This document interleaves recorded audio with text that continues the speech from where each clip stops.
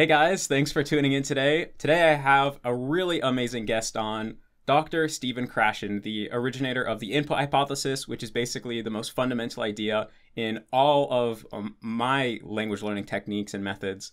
So thanks so much for coming on today. It's a real honor. Oh, my pleasure. Thank you. So I think a good way to get started would be to just kind of have you summarize what is your thesis? What is the kind of core contribution that you made to the language acquisition world? Okay, my pleasure. The core contribution, I think, is that we acquire language in only one way, when we understand it. Most people call that comprehensible input. We don't acquire language when we speak. We don't acquire language when we study it. We don't acquire language when we memorize lists of verbs, et cetera, et cetera. We don't acquire language when we get corrected. All those things like grammar, vocabulary are the result of getting comprehensible input. This is how we acquire language. There are two ways of doing it. I should have said that first. You can acquire language, you can learn language. They're very, very different. A language acquisition happens subconsciously. While it's happening, you don't know it's happening. Once you're done acquiring something, you don't even know that it's there. The brain is very, very good at acquiring language. The other process is called learning. That's knowing about language. The subject and the verb are supposed to agree, etc. The brain is not very good at learning language. And we have spent most of our time in classes trying to make people consciously learn, and it's been pretty torturous. I took French in high school. It was my first language experience, and it was all grammar. Teacher was a very nice guy, but he really focused on grammar much too much. After 2 years of French, he agreed to give me a passing grade, which I didn't deserve, under the condition that I never study French in that school again, so I won't embarrass him. Wow. Today, my French is pretty much okay. That's it in a nutshell. Yeah, and so everything you said has been definitely completely the case in my firsthand experience learning Japanese. But this whole kind of view on language acquisition is completely counter to, well, largely I would say still what is commonly believed, but we can get into that a little bit. But certainly at the time, it was probably completely unheard of, like totally foreign, the idea that language acquisition is this unconscious process and you can't reach true proficiency through this conscious study. So what did the process look like of discovering those conclusions and realizing that what was considered to be common sense might be totally wrong? Okay, first of all, let me point out that I'm not the originator of this idea. Other people had it before me.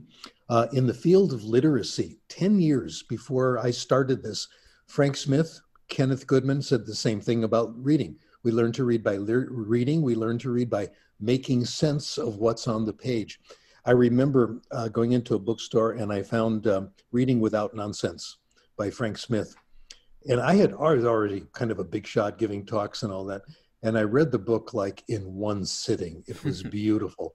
My whole theory right there, expressed much more clearly than I ever did, based on completely different data. I got right away contacted Frank Smith and we started a very interesting, fruitful collaboration. In the field of second language, other people talked about it before I did. A guy named Pitt Corder in the UK talked about it. A guy named Leonard Newmark, who is a professor at UC San Diego, wrote papers about it.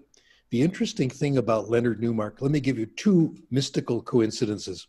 One about Leonard Newmark, the other about Kenneth Goodman. He had his work, I read his work, I quoted it, I profited from it. And then my aunt and uncle, Boris and Ann Newmark, had their 50th wedding anniversary. And the ceremony was in a synagogue not too far from where I live. So of course I went to see my aunt and uncle. I walked in and there was Leonard Newmark. I said, Leonard, what are you doing here? Steve, what are you doing here? It's my aunt and uncle's 50th. No, it's my aunt and uncle. So we share an aunt and uncle. Also with Kenneth Goodman, his wife, Yetta Goodman, who is a brilliant teacher and a wonderful writer. We became pretty good friends. And in fact, when I went to Arizona once, I stayed at their house and we were up late one night, having a drink, relaxing. And Ken sent to Yetta tell Steve the story of your parents and family. And Yetta does it in Yiddish and does it in kind of a kunta kinte, idea going through the history. And she started out, and I understood her absolutely perfectly, a very familiar accent. And she said, my family comes from a little town called Ledizhinka, in what is now the Ukraine. I said, this is all in Yiddish. I said, would you say that again? That's where my family came from. And at the time, there were maybe 300 Jewish families in that town. The odds are that Yetta Goodman and I are related as well. So we call each other cousin. So on my father's side, two of my relatives link to this theory. They had it before me. Oh gosh, we call that beshert. It was meant to be. Yeah, that's quite serendipitous. Okay, history, how it happened. Doing serious research, I was forced into this position. First of all, I was doing work on order of acquisition of grammatical morphemes. That was early work in the 1970s. And this on children or for adults? Well, it began with children in first language, Roger Brown, and then second language, Heidi Dulé and Marina Burt found the order was the same for children acquiring English as a second language. And my research with two of my colleagues was done with adults, and we found the same order. And people jumped on it, fortunately trying to disprove it, which was very helpful.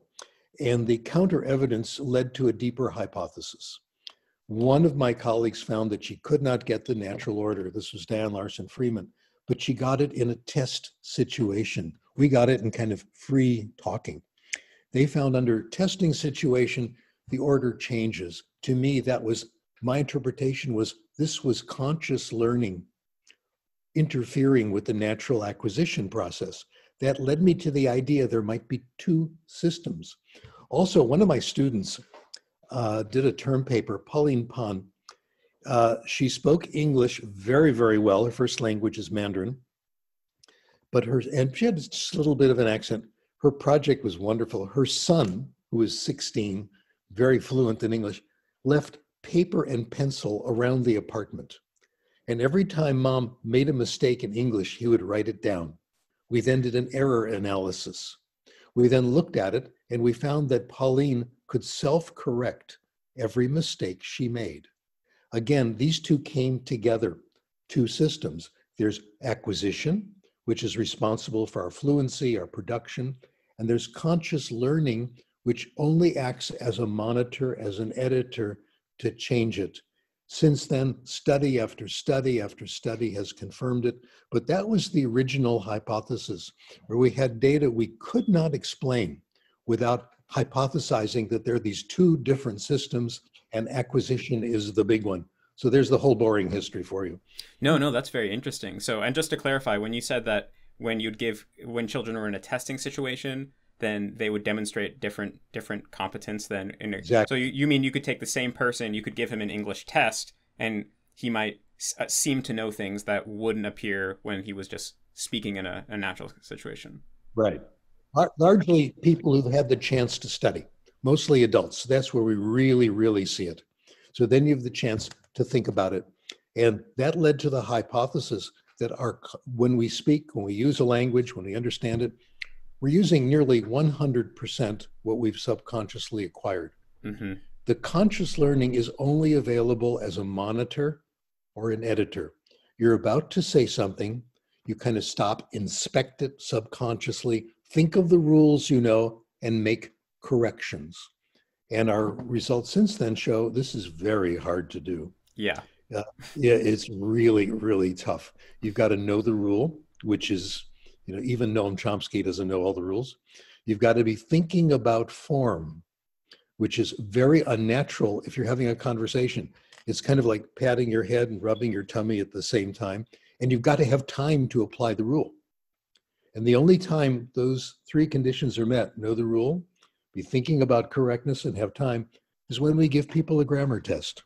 And that's when we see grammar coming out. Yeah. And even in my experience, sometimes when you practice applying a rule many times, your brain can kind of install a little subroutine, but then because you've kind of habituated it, sometimes you accidentally overcorrect in situations where it's not applicable. You introduce new mistakes. Absolutely.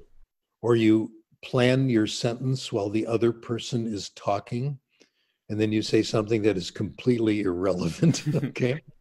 I got a lot of help on this from someone you've interviewed. I haven't seen the interview yet. Steve Kaufman, very good advice. I regard him as my language therapist. Good advice. He says, don't worry about making mistakes when you talk. Nobody cares. This is not a language class. They're more interested in what you're saying, not how you're saying it. That I got that advice. I saw him on a recording, he giving that advice just before I left. This is about 3 years ago, for Mexico. I had agreed to be in Cuernavaca for a couple of weeks and talk at a little seminar they were giving at a language school, the Phoenix Language School. And I stayed at the house where all the faculty lived, the owners of the school, the teachers, et cetera. And I had been there before, and I'd taken Spanish and all that, not too much. And I had lunch and dinner with all the language staff. And we spoke Spanish the whole time.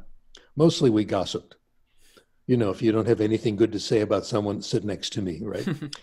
And my problem in Spanish is I have not yet acquired the distinction between the two forms of the verb to be, ser and estar. I know the rule. I could tell you all about it, but it's late acquired.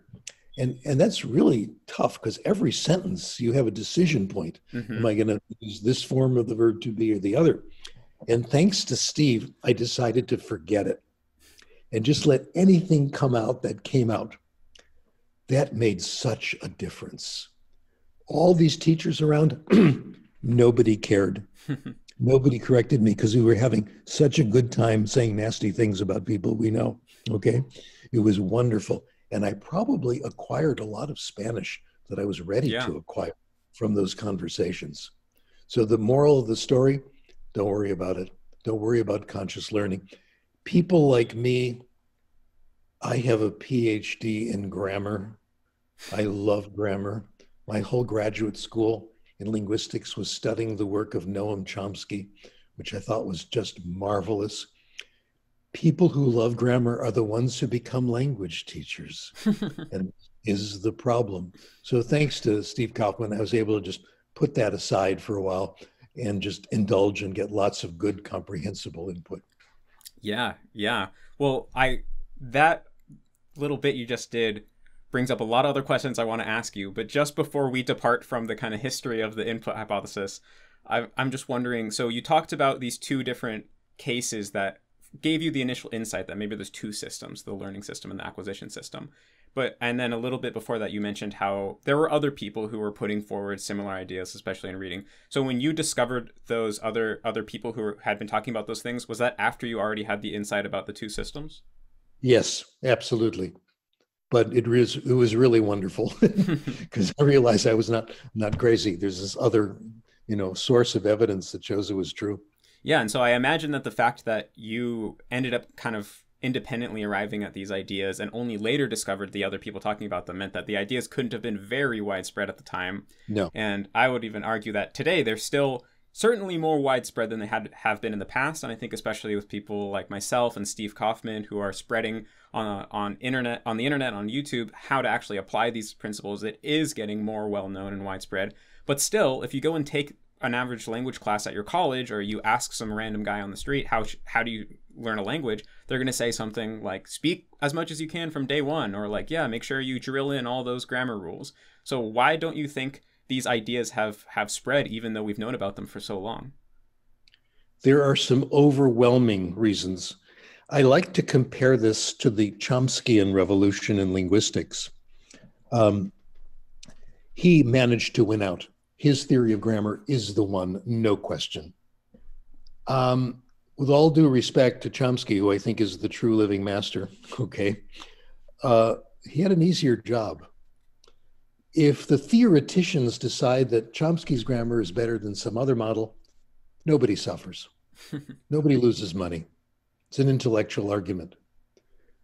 If this comprehensible input is right, it is a financial disaster for the entire publishing industry in first language, language arts, all foreign language, all second language, worldwide.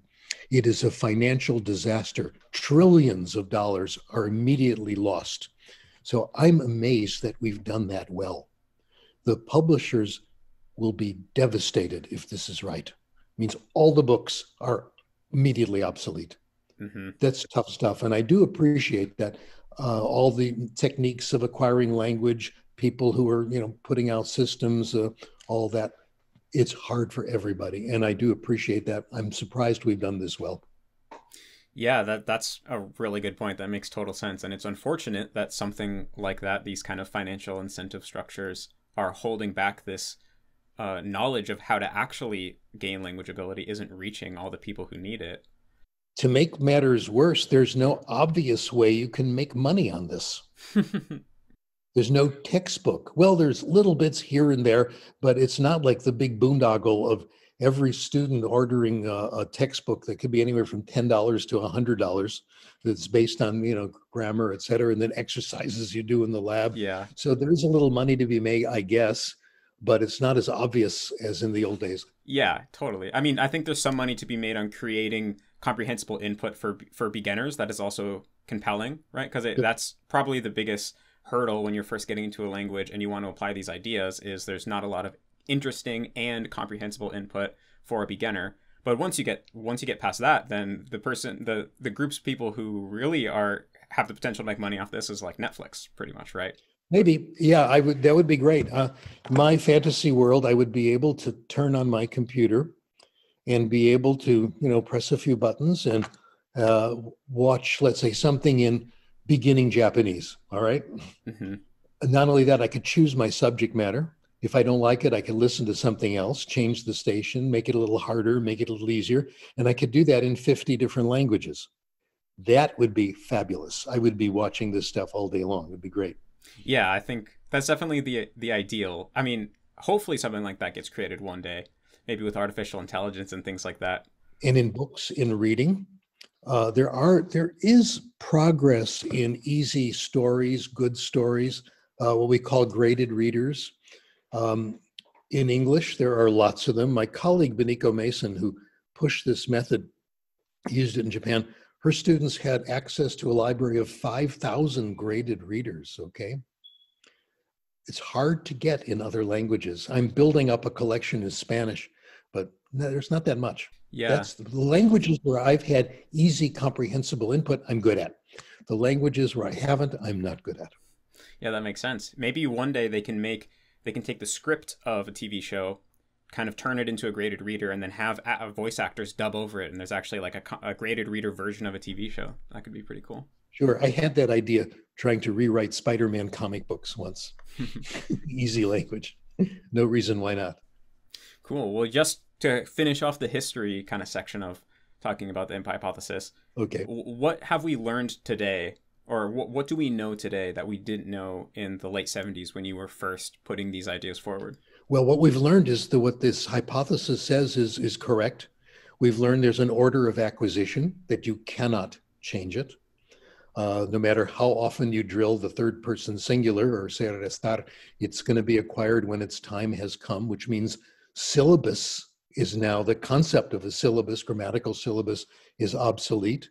Vocabulary comes from input, and a powerful way of giving people comprehensible input is something you have discussed, which is reading. Self-selected pleasure reading is the secret. And I've now been working on this for first language acquisition for the last 20 years or so, literacy, etc. Easy things to read. Light fiction is the way to do it. First language, second language. I've become really impressed with the power of stories. Children like to hear stories. Storytelling, story listening is the basis of all the new methods now. People have discovered this. So this is wonderful. We've also, the latest hypothesis is not just interesting, but really interesting, compelling. So interesting that you forget that it's in another language. This is the secret. So this is where we are now. It works for first language, works for second language, children, teenagers, adults, and it never shuts off. The language acquisition device works for old people, young people, left-handed, right-handed, everybody. You cannot stop acquiring. That's where we are now. Yeah, that's great. It kind of sounds like just over time, there's been more and more evidence that shows that not only are these ideas true, but perhaps even more pervasive than was originally thought. Mm-hmm. And in a way, we kind of understand how language acquisition works very well, in the sense of we know the inputs and the outputs, right? Like give someone compelling, comprehensible input, they're going to end up acquiring language. But, and I've heard you talk about this in terms of a language acquisition device, which is kind of this, you know, module in the brain that we can imagine, probably not literally a physical module in the brain, but, you know, this kind of software program that comes built into our brain that turns that comprehensible input into an implicit understanding of language. Right. But it's kind of a black box. Like, I'm very curious, what is the actual process that happens in the unconscious minds of people acquiring language that ables to turn this stream of language into an understanding? Like, because it has to be implicitly decoding the rules and the sound system and doing very complicated kind of deductive processes, right? So I'm just curious if you're interested in that. I mean, it doesn't really matter in terms of the practical side, but No, just it doesn't. is there any just intellectual curiosity in that area? Okay, let me make a couple of comments about that. First of all, the idea of a language acquisition device was originated by Noam Chomsky, and that's where I have gotten it. In terms of what we're doing now, we're not doing neurology. We're doing cognitive psychology. Cognitive psychology deals with things like short-term memory, long-term memory, motivation, et cetera. And you don't have to understand the internal mechanism. Mm-hmm. You have to see how it relates to other things. That's what counts. I did write some papers about, matching the input if it's slightly different and what happens. And they're so complicated, I hardly remember them, all right?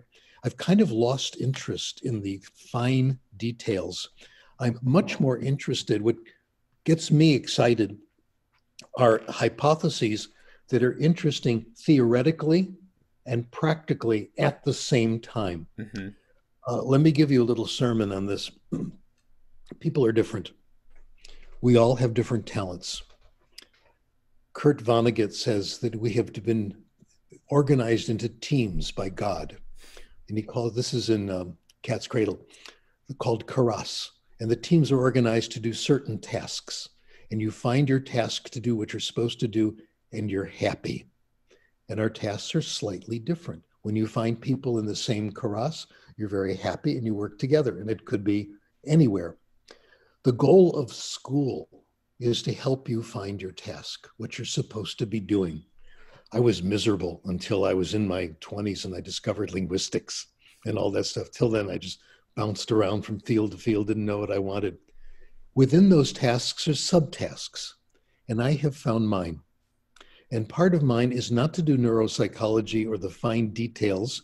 When I start to do that, I get sleepy. So I have found my little area. You have found your area. You are very good at what you're doing. I'm very good at what I'm doing. And I can't change tasks. This one is still working, and there is still stuff to learn. Totally. I've talked to my son a lot about this. He's a mathematician. And he says, remember that hypothesis, that conjecture I had a month ago? It's all wrong. We're into something new. And I talk to my colleagues that I work with, same thing. What we're doing this week compared to what we did a month ago is really different. The progress is blindingly fast. So there's no temptation to go look at neuropsychology and the fine structure of the language acquisition device. This is working out. It makes me happy, and I'm doing what I was intended to do. Yeah, that's great. That makes total sense. And in a way, I'm similar. I also don't see myself going and trying to study that neuroscience component of it. But I hope that other people do. And when they figure it out, I'd love to hear the answer. Exactly. I'll be happy to read the reports. Yes. Yeah. Cool, cool. So yeah, so now kind of moving on to getting into the nitty-gritty of that acquisition process and some things that I have come up on that I'm curious what your view is. So, well, first of all, I'm curious, what role do you see output playing in the acquisition process, if any? Well, output is the result, not the cause. More output does not mean more acquisition. Output can help you indirectly. When you speak, someone might answer. Mm-hmm. That's interaction, that's input. That could be pretty helpful, but it's just so far you can go with that, all right? This is why we are suspicious of what's called immersion. Just finished a couple of papers with Benico Mason on this. Immersion, when I had immersion in Austria in the early 60s, you imagine that? I did very well. It really worked because it gave me lots of comprehensible input in many ways. I had already had like a year of German in college. I went to Austria to study music, take piano lessons, all right, with my teacher's teacher. Thought that's what I was going to be when I grew up. And I made friends. I went to German class. My friends, the lingua franca was German. In those days, everybody didn't speak English like today. You go anywhere, you go to a class anywhere, everybody's going to speak English outside of class. That wasn't so then. I had one friend from Russia, one friend from Spain, one friend from England. We always spoke German. As a group, we always spoke German. So we got good input from each other because people knew things we didn't. And these people had friends that were native speakers, and they gradually joined our group. One of the best things was we shared ideas on good books, what to read. Like the guy from Russia said, read Heinrich Böll. He's comprehensible. You're going to like that. And we all started doing that. So I had just tons of comprehensible input. I also had a very talkative landlady, Hausfrau, Frau Novak, and we used to sit around and have tea 2-3 days a week, and she was just lovely. We had a great time. So that one worked out. But Dr. Mason and I have done a study where we looked at one person, one of her students, a student of English in Japan, who spent a year in Canada, and it looked perfect. She lived with an English-speaking family. She took a class, but not a class in English. It was a subject matter class. Mm-hmm. And you would think, and she had like a job, she didn't acquire very much English because there's always the same input again, and again. And she wasn't reading novels. She was only doing limited technical reading for her class. So output has a limited function. It can't hurt, but it's certainly not the main thing. And in pedagogy today, we emphasize input. Absolutely. Yeah, so I totally agree with that as a base. Like I completely agree that you can't acquire language through speaking. But I kind of have this view. My experience in Japanese has been that I know Noam Chomsky talked about this distinguish between competence and performance, where competence is basically what you have acquired. Mm-hmm. But separate from that, there is what actually comes out of your mouth. And there's often a gap, right? Even native speakers who have acquired, well, no one's perfect, but let's just say have pretty much acquired the full language will still make mistakes, right? I make mistakes all the time.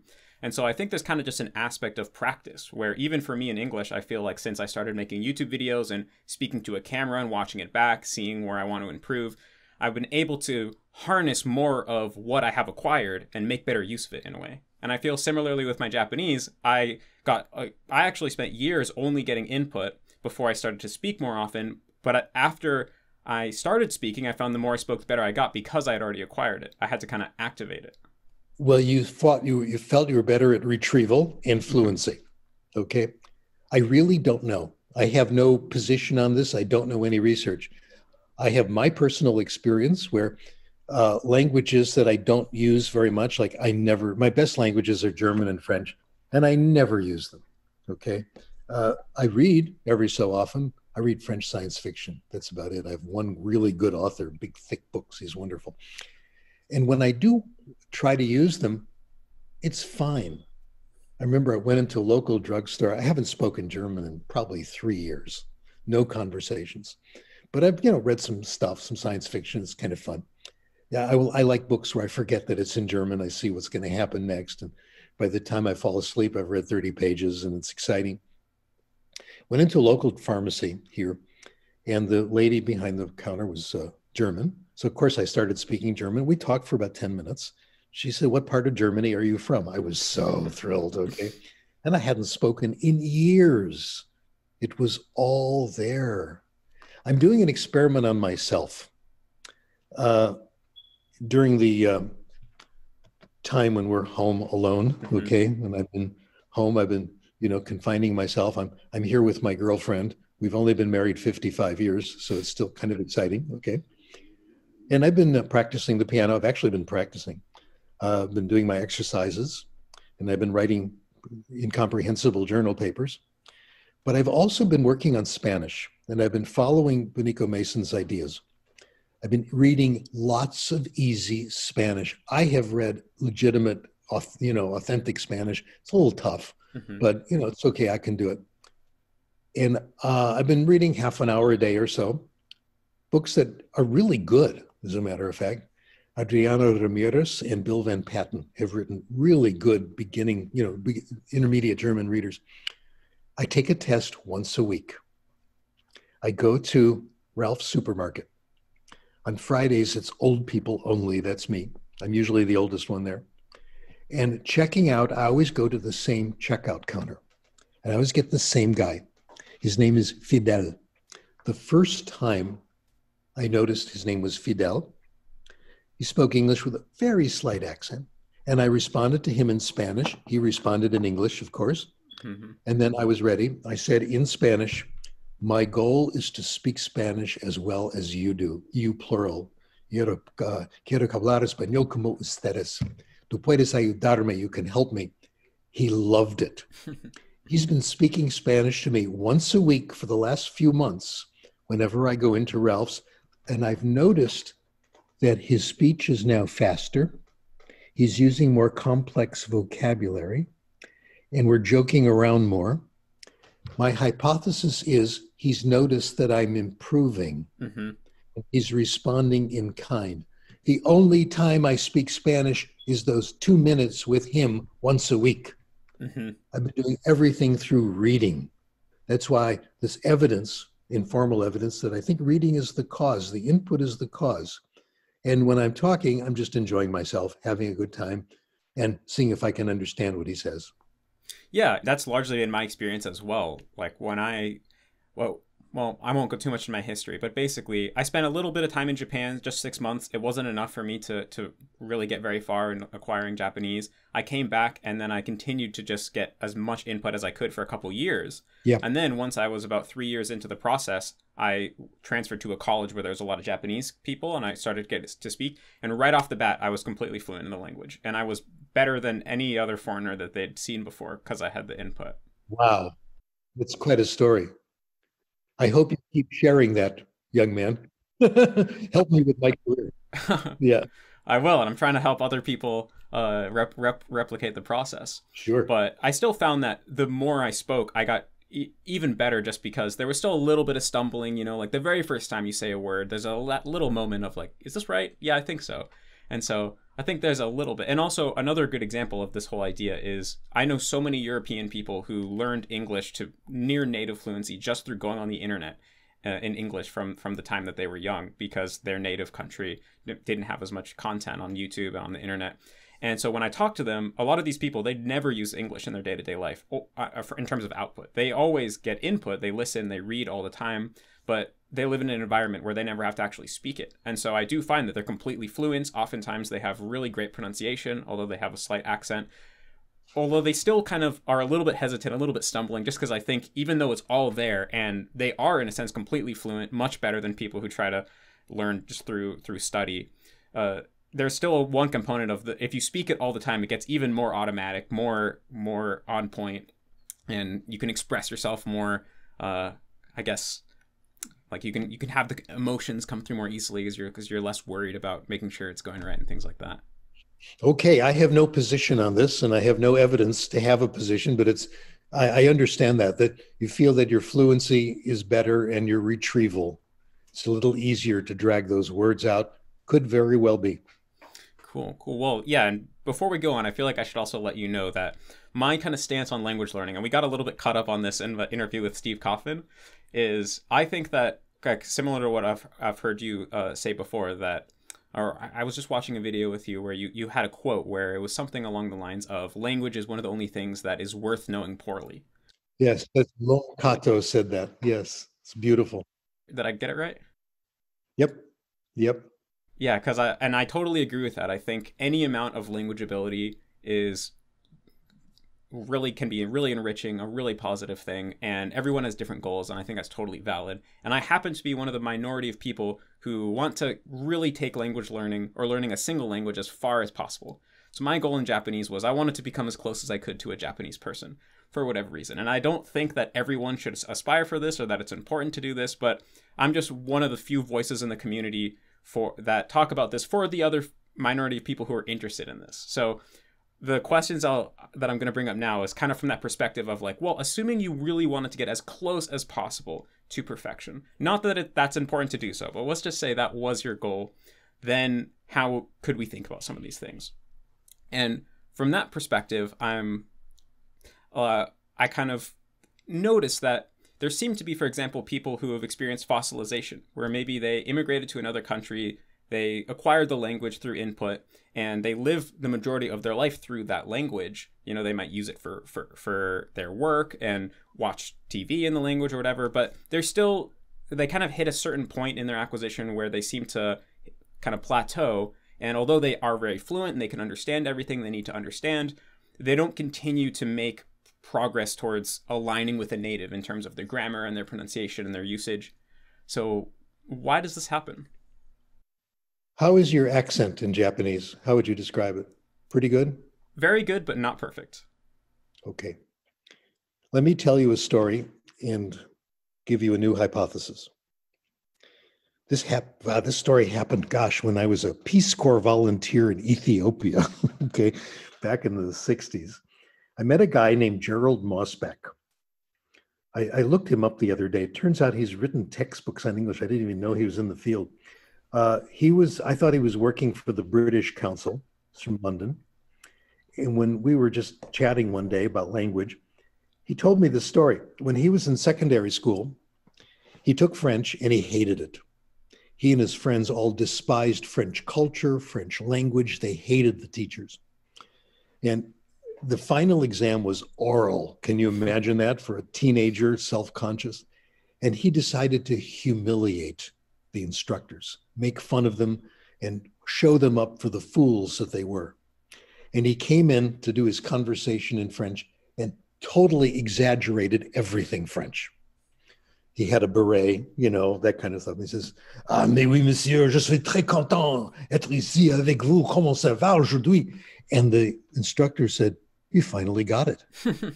It's amazing. Where have you been? A+, okay? Peter Ustinov told this story.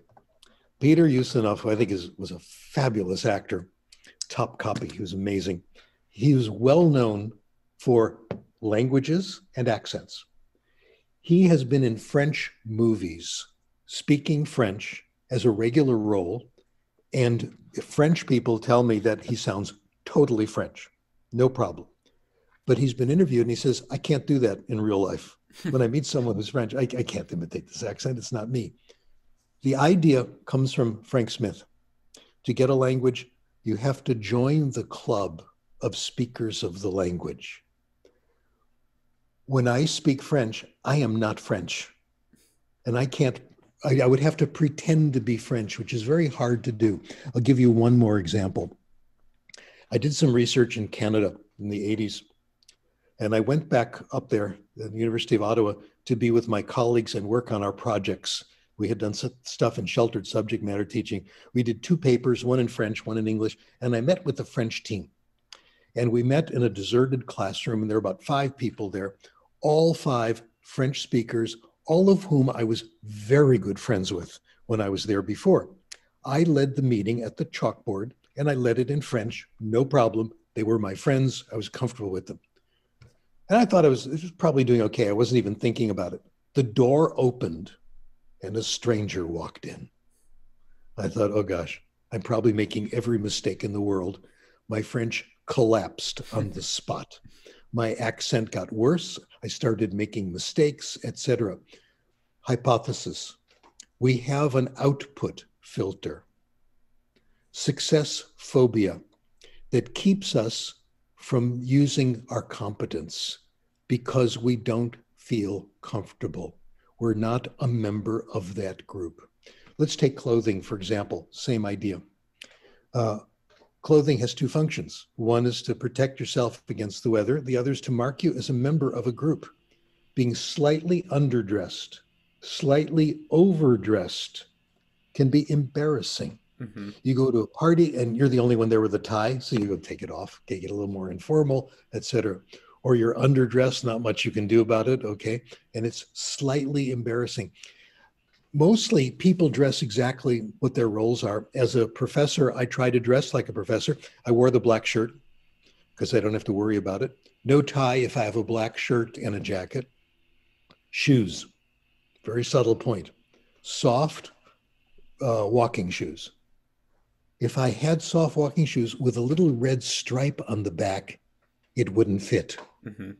I would be underdressed. So we know these rules very well, and we're very good at conforming to the rules. Same thing with language. Language helps us communicate. It's also a marker of group membership. My colleague, Nushan Ashtari, likes to tell the story when she was in her early teens. Growing up in Iran, it was very convenient for her to become a tomboy, for example, as a lifestyle. So she would get dressed in her brother's clothes. She's straight, not homosexual, nothing like that. It was just more comfortable being with the kids, pretending to be a boy.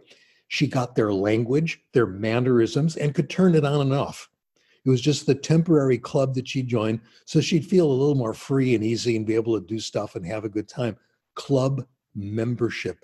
That's it. And I don't know what we can do about it. I had the idea that method acting might help. Method acting means you don't learn to be someone else. You find that person inside of you. Like the classic scene is the actress goes up to the director and says, I can't do this scene. I can't do it. Slap me hard. Why? She's like, okay, now I can do it. I'm angry. I can pretend to be angry. You find it inside you. It's very tough to do.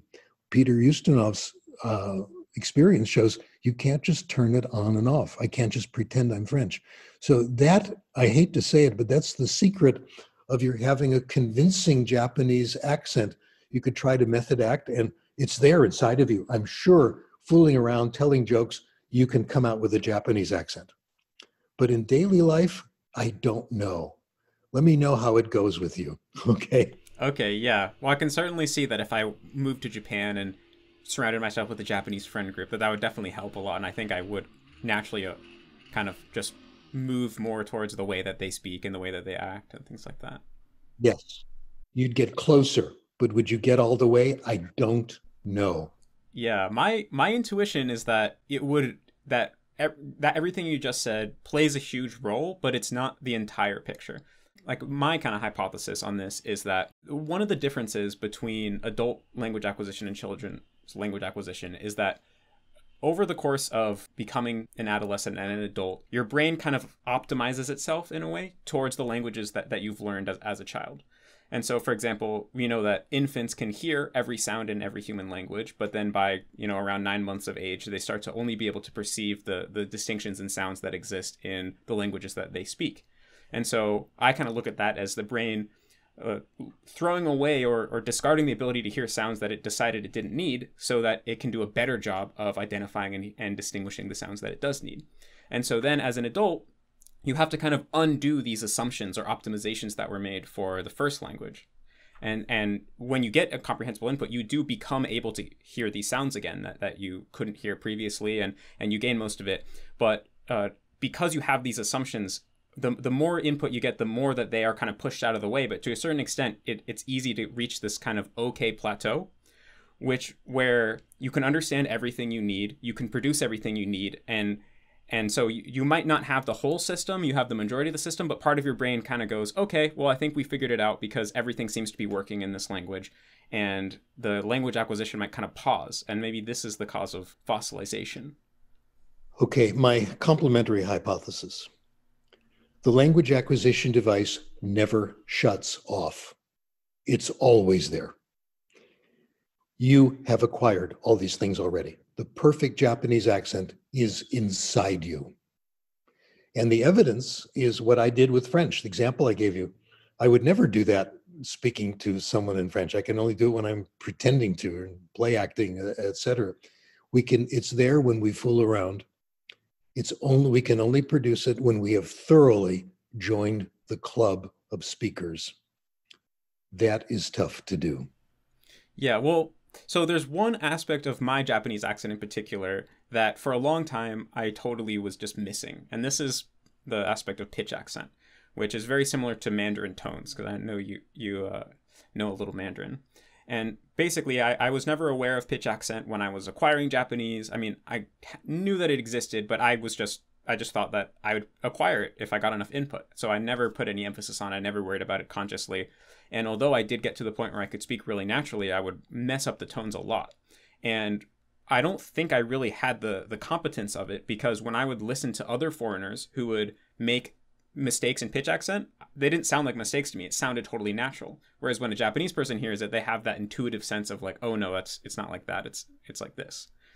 And so what I started to do was I learned a little bit about pitch accent, but I knew that the knowledge of pitch accent wouldn't be able to help me out, because we already talked about how there's not enough time to be consciously monitoring your speech. Exactly. But I started to try to pay more attention to pitch accent when I would listen to Japanese, with the hope that by using my attention as a kind of like illuminating light, that maybe that the language acquisition device would start to hone in on that data a little more. And I feel like this partially worked, but not fully. Like, I feel like now that I've listened to Japanese and kind of paid attention to that pitch a little more, I have more of an intuition for it, and I've certainly improved when I just speak naturally. But it wasn't 100% fix. I still make a lot of mistakes when I'm not monitoring myself. And when you do monitor yourself, that's when you get it right? No, that then I can get closer to getting it right, but it's still not perfect. It's too complicated to consciously monitor fully. And also then I have to allocate some of my brain's resources to that, and now I can't use I can't use all my resources for just thinking about what I want to say and listening to the other person. Exactly. So you've just made my point that conscious monitoring is not very efficient.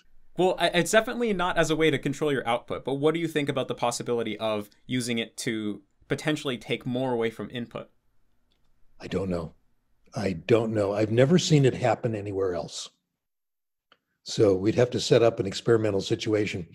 I still think you probably have acquired more of it than you think, but that's hard to demonstrate. It's just a conjecture on my part.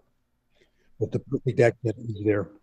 Yeah, because on one hand, we have this idea that definitely seems to hold true, that the ideal state to be in when you're acquiring is to not even be aware that you're contacting a foreign language, right? To be completely one with the story, one with the conversation, and you forget that you're even supposed to be learning this language. But then on the other hand, I have this idea, well, maybe if there's some particular aspect that you feel like you haven't fully acquired, if you pay attention to that in your input, then you can pick more of that up, like bring it more into the spotlight of your language acquisition device. But it's hard to say whether it really works or not. Do you have really close friends that you see all the time that you speak Japanese with? My girlfriend's Japanese. I talk to her a lot. That's the key. Yeah. You start acquiring aspects of her language. And I will say that for a lot of my Japanese acquisition process, I was mainly learning through media. Like, I watched a lot of movies and TV shows and read a lot of books, but didn't have a lot of face-to-face interaction with Japanese people. And so perhaps the results would have been different if I did have more of that, Club membership, friends. Yeah. You acquire the accent of people that you like, that you want to be like, etc. Well, I don't know if we can solve this. It would take a very subtle experiment, but it's great you've gotten this close. It's wonderful. Yeah. So would your advice be to people who kind of feel like they've experienced fossilization to kind of look at that group membership aspect of it, to see, like, let me put myself in an environment like that? Keep getting input, relax, keep getting input, relax, read, listen, make friends, etc. So we have a lot of cases like this where people do get the accent of the group they join. Mm-hmm. Yeah, and one other kind of similar one question on the lines of output is, I've heard you talk about how, well, it doesn't really make sense to try to speak from day one because you haven't acquired anything yet, so you'll have nothing to speak. Right. Do you think that there's the possibility of early output being harmful in any way? Like, for example, let's say that you learn a little bit of the basics of a language. You go to the country for a trip and you use the language all the time with native speakers, but you're not speaking from what you've acquired. You're speaking from what you've learned, right? You're thinking in English. You're using grammar rules to translate the thoughts into something that kind of looks like the target language. And Right. because of that, you're making a lot of mistakes saying unnatural things. Is it possible that you could actually build bad habits that might kind of interfere with you using what you've acquired later on down the line? Can you acquire from your own output? Basically, yeah, that's an interesting way to put it. Hear what you say and internalize it. I really don't know. My hunch, again, this has not been looked at. I have to look at people who've done this, is that you get so much real input that it drowns it out after a while.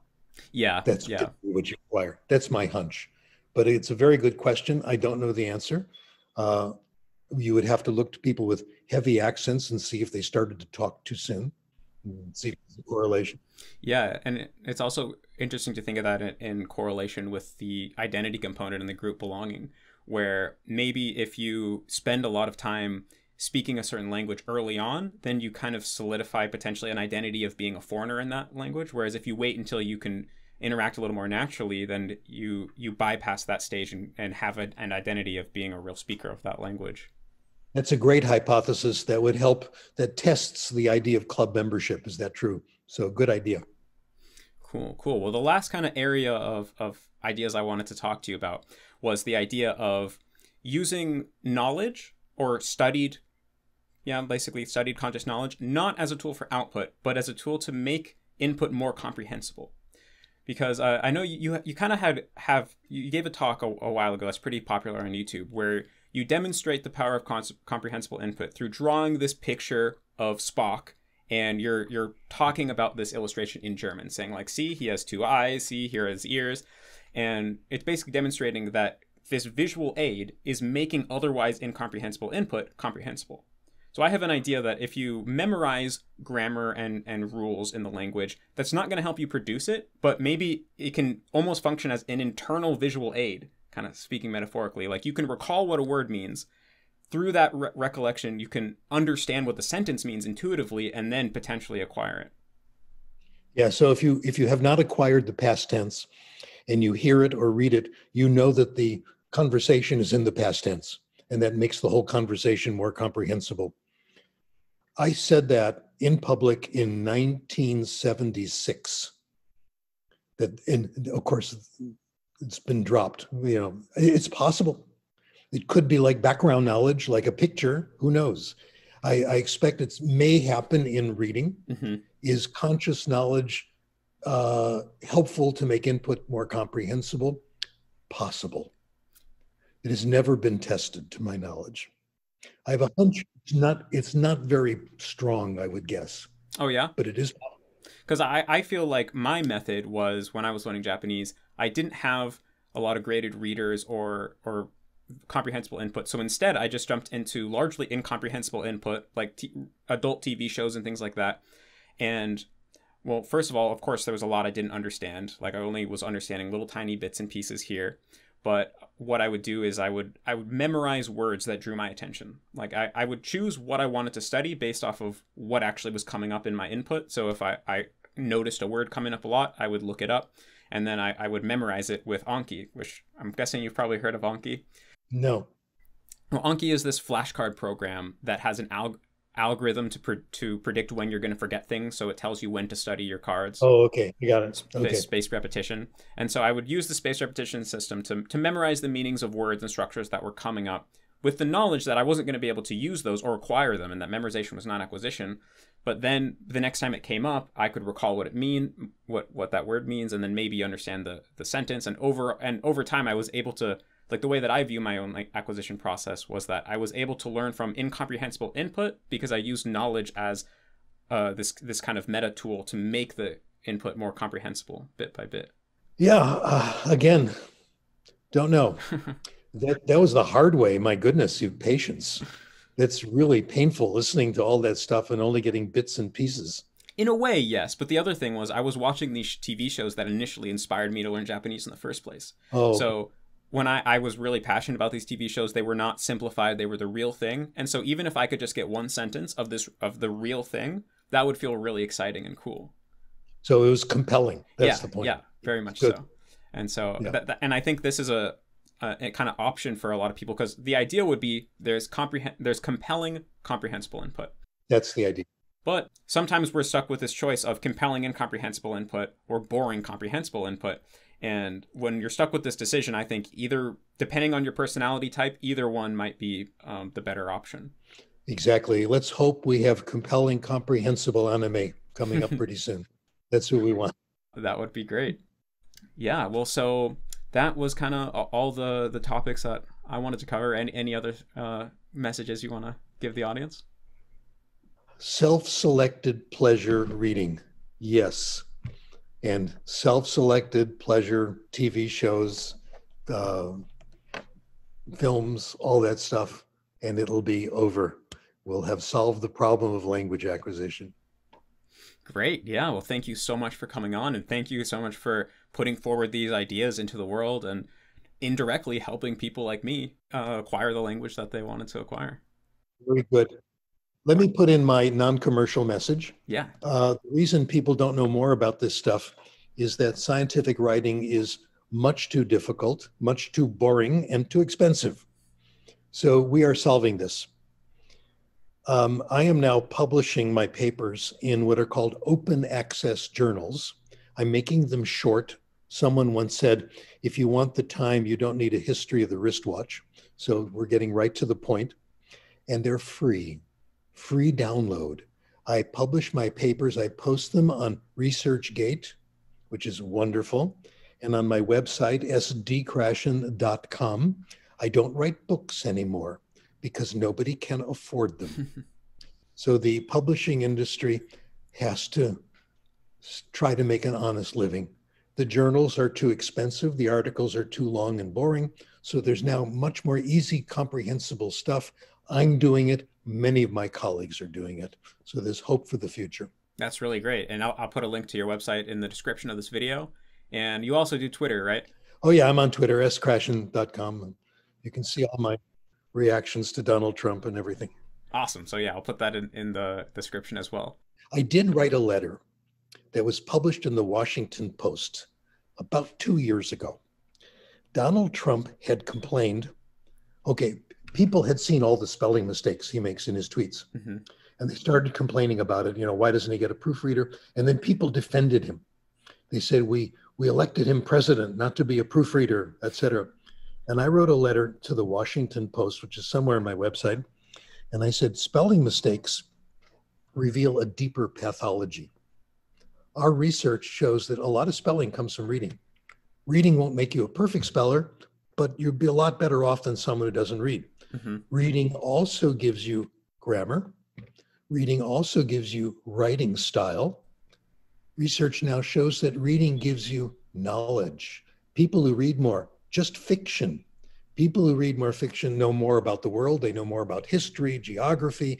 They know more about science. You see where I'm going? They know more about practical matters. Readers of fiction also know the world is complicated. They avoid very oversimple solutions like building a wall, okay? Mm-hmm. They try to understand other people. They have more empathy for other people. That's because you are the character when you read. You identify with the character and you meet all kinds of people. And my conclusion was, Mr. Trump is not a reader. And the results are obvious. And this has hurt all of us. Sounds like a very compelling case. Yes. Okay. I was hoping he would block me after that, but it hasn't happened. That would be a pretty cool honor, huh? But... Yeah, that's true. And I also like extremely light reading. Comic books, I think, are wonderful. Do that. Oh, yeah. I'm also a big fan. I will make you jealous. Are you ready? I had lunch with Stan Lee. Can you believe that? The originator of Spider-Man, the founder of Marvel Comics. Absolutely amazing. Spider-Man is one of the most important figures in literature ever, a superhero with problems. This has changed the world. Okay, I'm done. Awesome. Yeah. Thanks again so much for coming on. And yeah, everyone go check out Stephen Krashen's links. So thanks again. Okay, thanks, Matt.